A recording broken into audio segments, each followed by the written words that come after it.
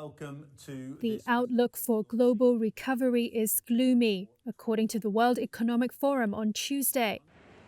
In a poll of nearly 1,000 business, government and academic leaders, only 1 in 10 expects the global recovery to accelerate over the next 3 years. Climate change was seen as the #1 danger by respondents. Extreme weather was considered the world's biggest risk in the short term and a failure of climate action in the medium and long term. Peter Geiger, Zurich Insurance Chief Risk Officer, said the global health crisis has affected the world's ability to address these environmental challenges.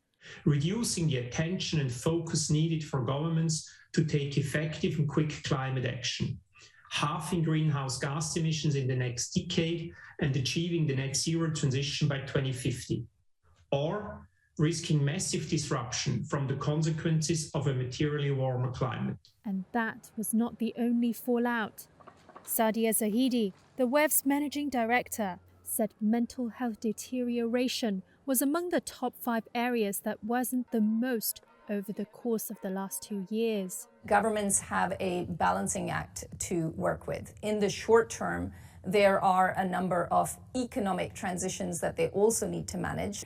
The second area in which they're having to do a balancing act is around jobs and social cohesion. The WEF's report also highlights 4 areas of emerging risks, including cybersecurity, a disorderly climate transition, migration pressures, and competition in space. and liftoff. The prospect of 70,000 satellite launches in coming decades, in addition to space tourism and a lack of regulation, raises risks of collisions and increasing debris in space. From web separation. The report is published each year ahead of the annual WEF meeting in Davos.